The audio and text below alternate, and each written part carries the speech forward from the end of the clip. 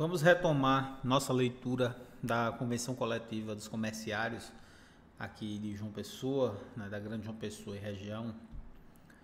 Nós paramos na cláusula 7ª, que trata da obrigação da empresa de fornecer contra-cheque.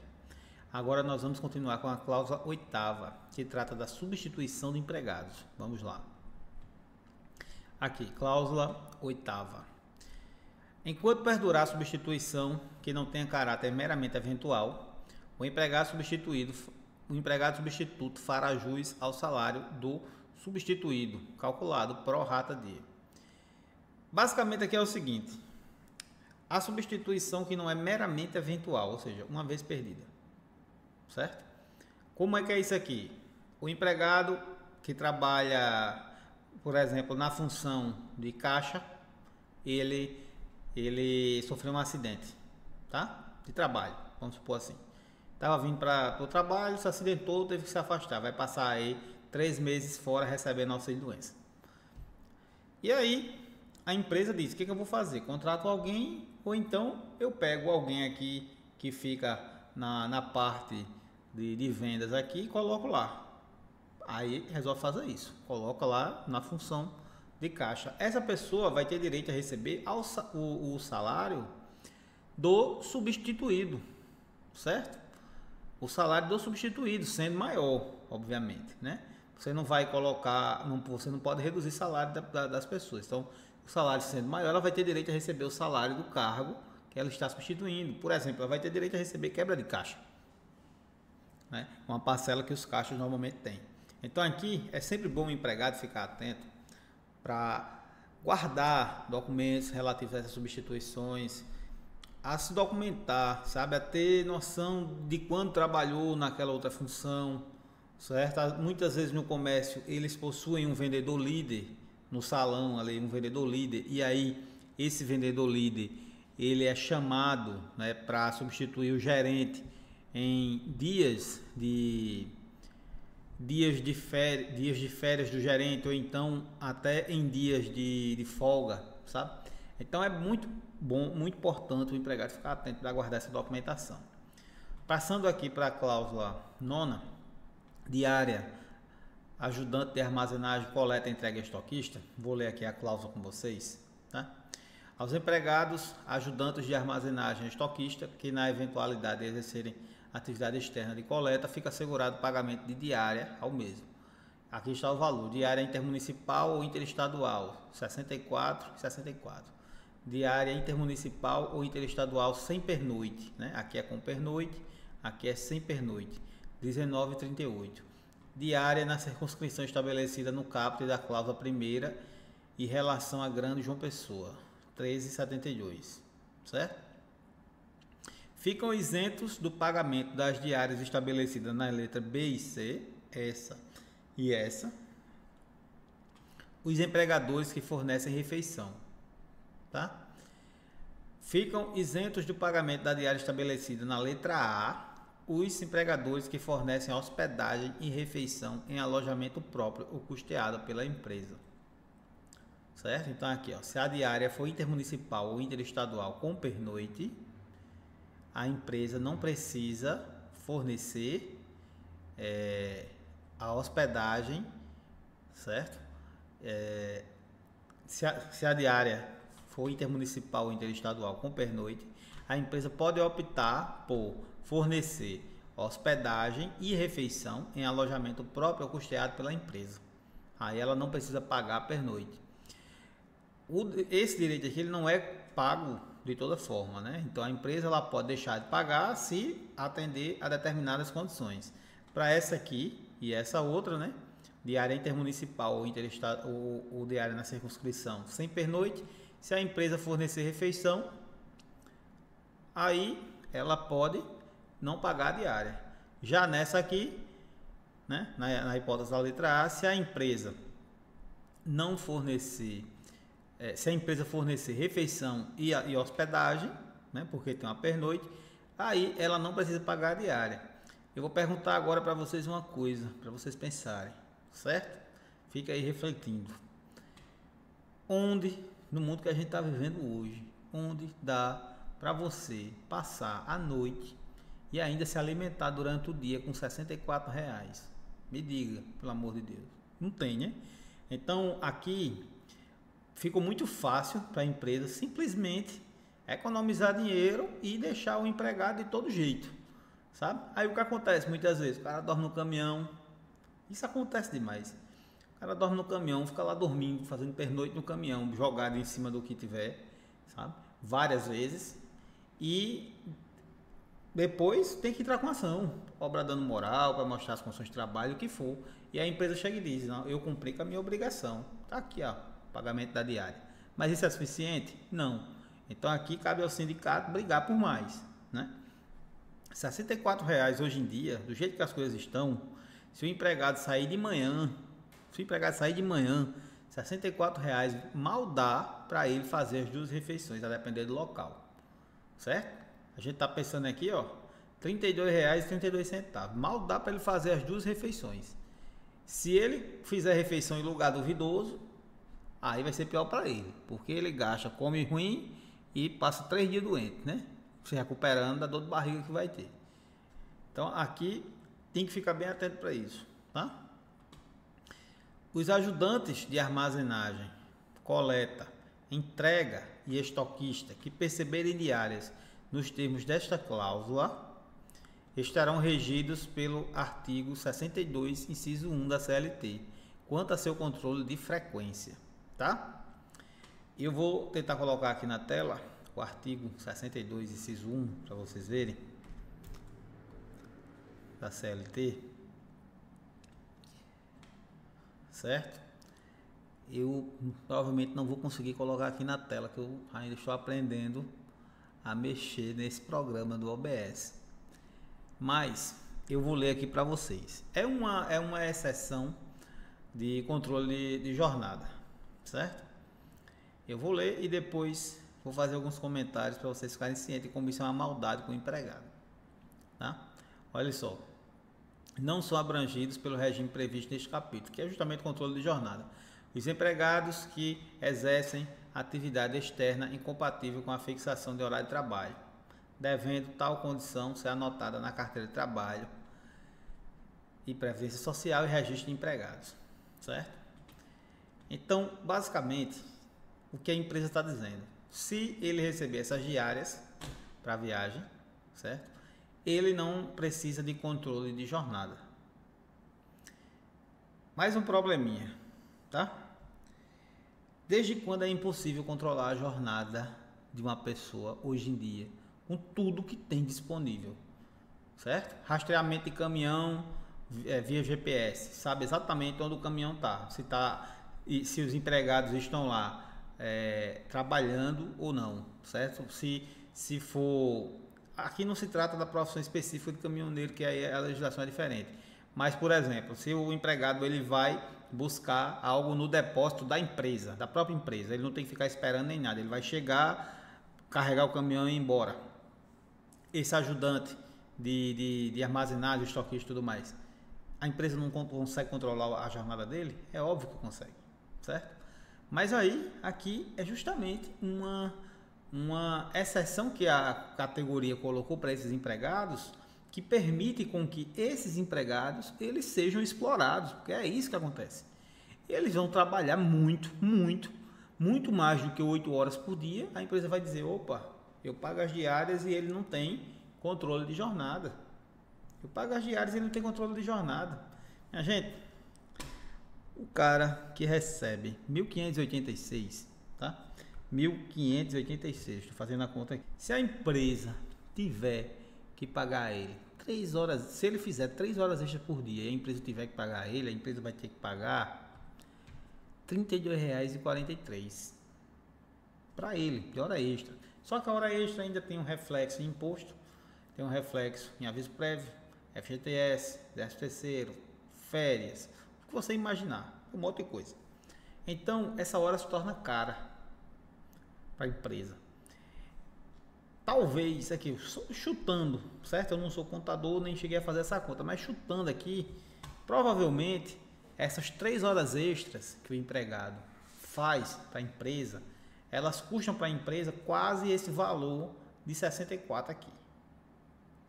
Mas aí o empregado está fora, a empresa diz que ele não tem controle de jornada, a empresa paga R$ 64,64 para ele se virar com alimentação e hospedagem. Ele dorme mal, come mal, trabalha muito, não se recupera. O caminho, vocês sabem qual é? Burnout, né? E várias outras doenças. O caminho é esse. O cara fica exausto, fica doente, não consegue mais trabalhar. Então, essa cláusula aqui, isso tem que ser visto com muita cautela pelo sindicato. Tá? Isso aqui não é algo que é benéfico para o empregado, mas que passou. Então, a minha função é explicar para você, trabalhador dessa categoria, o que tem aqui. Mas eu também faço minhas críticas, por quê? Porque você tem que saber que essa é a minha forma de trabalhar, certo? Muitas vezes o que está na lei, né, ele pode ser algo, o que está na lei, digamos assim, é legal, mas pode não ser moral, pode não ser justo, porque a lei nem sempre é justa, tá? Então, da mesma forma que esses instrumentos coletivos, aqui a cláusula que eu estava lendo, né? Os ajudantes de armazenagem, coleta, entrega e estoquista que perceberem as diárias nos termos desta cláusula estarão regidos pelo artigo 62, inciso 1 da CLT, que trata justamente da impossibilidade de controle de jornada. Por atividade eventual, entende-se aquela cujo exercício não ultrapasse o limite de 30% da jornada mensal, em virtude de o trabalhador da categoria ajudante motorista, certo? Em jornada habitual, encontrar-se vinculado ao sindicato dos condutores em transportes rodoviários de cargas próprias do estado da Paraíba, conforme carta sindical oficial, aquilo que eu disse para vocês. Quando se trata de motorista, a gente está tratando de outra coisa. Então, o motorista e o ajudante motorista ali, eles são de outro sindicato. Já a pessoa que trabalha aqui nessa armazenagem, estoquista e tudo mais, é o sindicato dessa convenção aqui, do comércio, tá? Em outro vídeo nós trataremos desse sindicato, em outra série de vídeos nós vamos estudar também as convenções coletivas dos outros sindicatos. Por enquanto vamos ficar com essa aqui do comércio. Aqui nós temos a cláusula 10ª, quebra de caixa, certo? Fica assegurada a indenização de quebra de caixa no percentual de 8% do piso salarial da categoria para os que desempenham a função de caixa. Não farão jus à referida gratificação os empregados das empresas que, por liberalidade das mesmas, não descontam diferenças verificadas nos caixas dos operadores. Os valores pagos a este título têm natureza exclusivamente indenizatória e não refletirão nos cálculos de qualquer outra verba. Não serão responsáveis pela falta de valores no caixa o empregado que não assistir à conferência do apurado. Está aqui, certo? Então vamos lá, um por um. Primeiro, quebra de caixa. O que é quebra de caixa? É uma gratificação que é paga a quem trabalha no caixa. Simples assim. 8% do piso salarial. Qual é a natureza da quebra de caixa?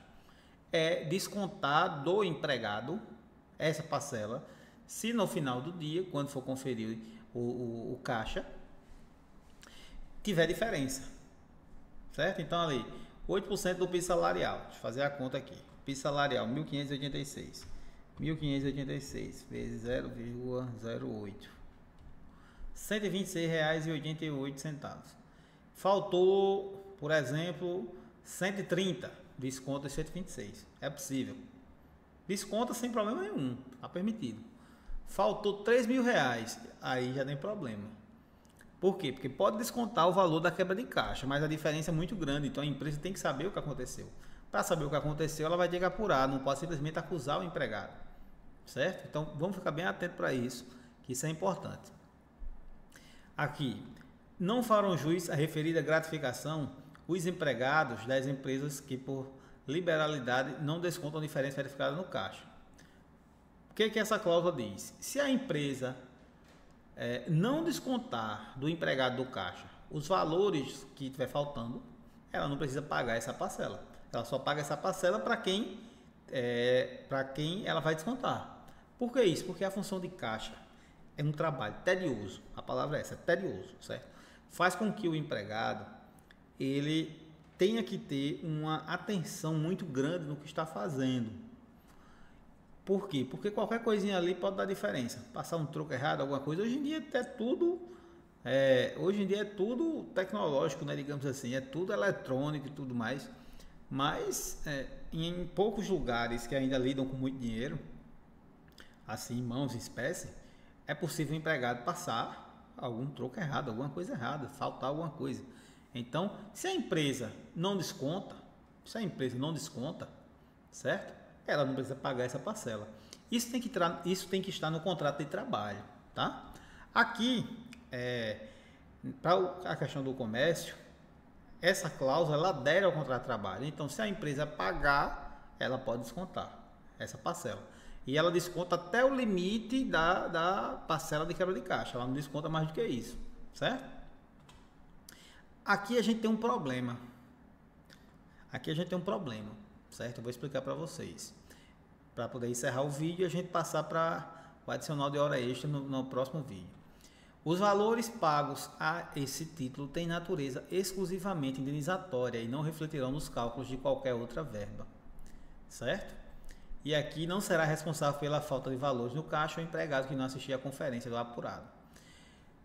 Quanto à natureza indenizatória, a gente tem um problema. Por quê? Porque existem várias decisões do TST, inclusive do Tribunal daqui da Paraíba, que reconhecem a parcela de quebra de caixa como uma parcela de natureza salarial. Ela é paga em razão do trabalho. Ela não é algo indenizatório.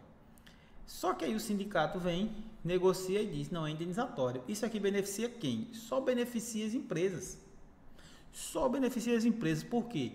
Porque, minha gente, algo que é salarial serve de base para o cálculo das suas parcelas contratuais rescisórias. Então, algo que é salarial tem que ser levado em consideração para calcular hora extra, aviso prévio, 13º, FGTS, para o cálculo do seu INSS, futuramente, também serve.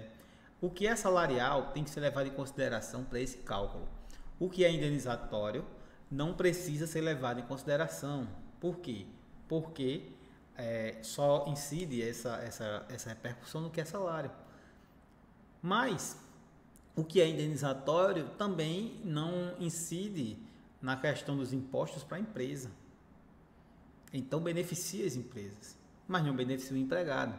Então aqui pode ter uma discussão, certo? Sobre a natureza salarial indenizatória. Por quê? Porque o STF, né, depois da reforma trabalhista, disse que os sindicatos possuem autonomia para negociar e tudo mais em várias áreas, desde que não afete direitos indisponíveis, sabe? Situações de saúde, segurança do trabalho e tudo mais. Então aqui é muito provável, né, que essa cláusula ela seja mantida. Mas eu me pergunto, qual é a diferença do quebra de caixa para alguém que trabalha num banco, para o quebra de caixa de alguém que trabalha no supermercado? Se os dois exercem a função de caixa, se os dois conferem dinheiro, tá? Se for supermercado de bairro, então, assim, supermercado de periferia e tudo mais, é pior ainda. Por quê? Porque nesses locais, normalmente as pessoas, elas utilizam mais dinheiro em espécie. Até porque muita gente trabalha de modo informal, certo? Tem vários advogados que trabalham de modo informal, não declara, não faz nada, certo? Trabalha como autônomo, recebe dinheiro e tudo mais, mas não tem registro de nada. Tem muita gente que trabalha de modo informal, trabalha com dinheiro, em espécie, então paga ali em espécie e o caixa vai recebendo, vai conferindo e tudo mais, então gira muito dinheiro. A função de caixa para um banco, ela tem a quebra de caixa para um bancário, tem natureza salarial, aí para um comerciário não tem, sendo que é a mesma coisa, entende? Isso é um problema. A última aqui, o parágrafo 3º, para a gente passar para o próximo vídeo, não será responsável pela falta de valores no caixa o empregado que não assistir à conferência do apurado.